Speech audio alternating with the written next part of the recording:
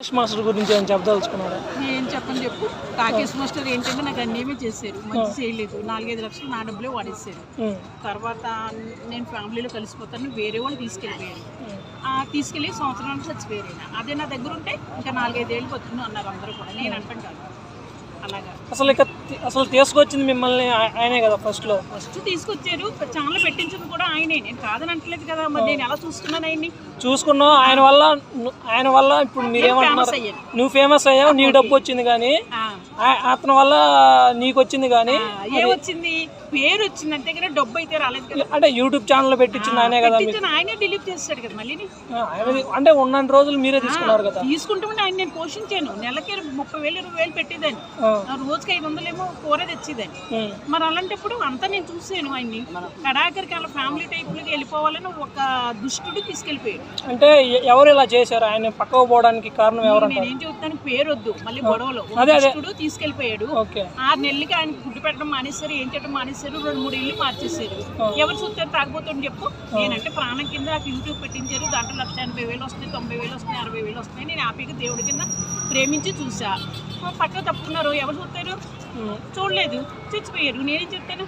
అంటే అతనే వెళ్ళిన తర్వాత ఆ హౌస్ని ఎలా, అంటే అతనే ఉన్నాడా లేకపోతే మీకు ఇచ్చేది? లేదు లేదు, నేను కృష్ణానగర్ వచ్చేసాను, వేరే రూమ్. నా సామాన్లు అన్ని కూడా పోలీసుల ద్వారా నా సామాన్లు నేను తీసుకుని వీడియో తీసుకుని మళ్ళీ సామాన్లు దొబ్బేశారంటారు అనేసి ఒక మనిషిని పెట్టుకుని వీడియో తీసుకుని శరణబాబు తీసుకొచ్చేసాడు నేను. కానీ నా మీద అపనిందలు వేసారు, దొంగ లంజి అని అపనిందలు వేసారు. నేను ఇంకా ఆయన చచ్చిపోతే ఎలా వెళ్తాను? అందుకే వెళ్ళటం మానేశాను. అంటే మరి చరణ్ బాబు మిమ్మల్ని ఎలా రిసీవ్ చేసుకున్నాడు? బాగా చూసుకున్నాడు. నా బిడ్డ పైన బిడ్డ ఏంటంటే దేవుడు ఇచ్చిన బిడ్డ. అలాగే బంగారులో చూసుకున్నాడు. కొట్టినప్పుడు కూడా, అటాక్ చేసినప్పుడు కూడా నాకు లాయర్లను పెట్టాడు, మనుషులను పెట్టాడు, చేసి ఒప్పించేసాడు. ఇప్పుడు రాకేష్ మాస్టర్ వైఫ్ ఉన్నారు కదా, వాళ్ళు ఎలా? వాళ్ళు మనకు వద్దమ్మా, వాళ్ళు వద్దు. వాళ్ళకి 4 crores ఇచ్చేసారు కదా ఆయన. ఆవిడకే బంగారులో బతుకుతుంది. అంటే ఇప్పుడు ప్రెసెంట్ మీకేం లేదా? రాకేష్ నాకేం ₹1 నేను ఆశించలేదు. నాయే ఉన్నాయి 5 లక్షలు. ఆయన సంతకం కూడా ఉన్నది. నేను చచ్చిపోతే నాకు కొడుకిస్తాడని సంతకం కూడా పెట్టారు ఆయన. కానీ పోయాక ఆయన ఆస్తి నాకు అక్కర్లేదు, నేను వెళ్ళలేదు. నేను ఆయన పోతారని వారానికి నాకు గుండెలో నొప్పి వస్తుంది. సంవత్సరం ఏప్రిల్ మే నెలలో నేను ఇంటికి వెళ్ళిపోయాను. శరణబాబు వద్దమ్మ ఇంటికి వెళ్ళిపోన్నాడు, నేను ఇంటికి వెళ్ళిపోయాను. నేను వెళ్ళిన వారానికి చచ్చిపోయాడు. అప్పుడు నేను బాగోలేని పరిస్థితిలో ఉన్నా, వద్దా ఉన్నా సరే బాగోలేని పరిస్థితిలో ఉన్నా. కానీ బాగాలేనప్పుడు ఇంక నేనే వెళ్తాను. అంటే అందరూ ఏమంటున్నారంటే ఇప్పుడు ఏపీ వెళ్ళాడు రాకేష్ మాస్టర్, భూమ్ తాగి దానివల్ల మేము చనిపోయాడు అంట. అది ఉన్నది, కానీ పట్టి చంపారు ఆయన. పట్టి చంపారు, బీరులో వేసి చంపారు ఆయన. బీరులో చంపేశారు, మరి చంపి వేసారు. తర్వాత అన్ని లోపలికి వెళ్ళాక మొత్తం అన్ని కంబైన్ చేసేస్తాయి కదా విషయం. అప్పుడు అన్ని పోయాక ఆయన చచ్చిపోతారనగా శవాన్ని తీసుకెళ్లారు హాస్పిటల్. కొంచెం ఆయువు ఉన్నది, ఆయువులో నిల్ల కొట్టుకుంటాడు ఎలక్క మళ్ళీ అంటే చచ్చిపోయాడు. అంటే వీడియో కూడా చూసాం మేము. కానీ ఆయన చూడక చచ్చిపోయాడమ్మా. నా దగ్గర ఉండి చచ్చిపోయి మనం నేను వద్దు అని వెళ్ళిపోతే నేనేం చేయగలను? అంటే తాగేసి, అంటే ఆంధ్రాలోనే ఉన్నాడా లేకుంటే ఆంధ్రాలోంచి వైజాగ్ వచ్చారు. వైజాగ్ లో ఆయన శత్రువులు ఉన్నారు. ఆ శత్రువులు ఎప్పుడో చంపేస్తానంటారు ఆయన. అప్పుడు ఆ బీరులో వేసారు. అంటే ఆ పేర్లు అవసరం లేదు, అంటే ఎందుకు చంపాల్సి వచ్చిందని? ఎందుకంటే వీళ్ళిద్దరు కొంచెం ఘర్షణ పడ్డారు తాగేసి. తాగితే తిన్నగా ఉండరు, బూతులు తిడతారు. ఆ బూతులు తిట్టడంలో నీకు కోపం.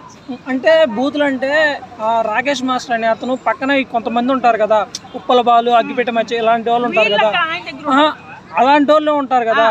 ఇప్పుడు తిట్టినాక ఏమన్నా కానీ మన మాస్టరే అనుకుంటారు. కానీ ఆయన చంపడానికి ఇప్పుడు మామూలుగా ఆ రోజు ఉన్నది వాళ్ళే కదా, వేరే వాళ్ళు లేరు కదా గొడవ పడడానికి. ముగ్గురు 2-3 సంవత్సరాల నుంచే ప్లాన్ వేస్తున్నారు. నాకే ఫోన్ చేశారు, ఆయన దగ్గర వద్దు, మేము ఆయన లేపేయడానికి చూస్తున్నాం, ఇంకా మిమ్మల్ని కూడా కొడతాం అన్నారు. సరే కొడితే నన్ను కొట్టిన ఆయన్ని కొట్టిన, అంతేకాని నేను మధ్యలో వదిలి వెళ్ళను అన్నారు. నాకే ఫోన్ చేశారు, మేము సంపడానికి వస్తున్నాం లక్ష్మమ్మ, నువ్వు తప్పుకో అన్నారు. ఇప్పుడు ఇక్కడ కూడా శరణబాబు ఆఫీసులో కూడా సంపడానికి వస్తున్నాం వల్ల 5 కత్తులతో వచ్చేసారు, కిటికీలు పని కొట్టేశారు. నేను అప్పుడు పోలీసులో ఫోన్ చేశాను, నాకు నెంబర్ ఇచ్చారు, ఏమన్నా అటాక్ అయితే ఫోన్ చేయమని. అప్పుడు ఆయన వణికిపోతుంది, గదిలో పెట్టిన తాళం వేసి పోలీసులు ఫోన్ చేసి పోలీసులు వెంటనే వచ్చేసారు. వచ్చి అందరూ పారిపోయారు, ఒకటి దొరికారు.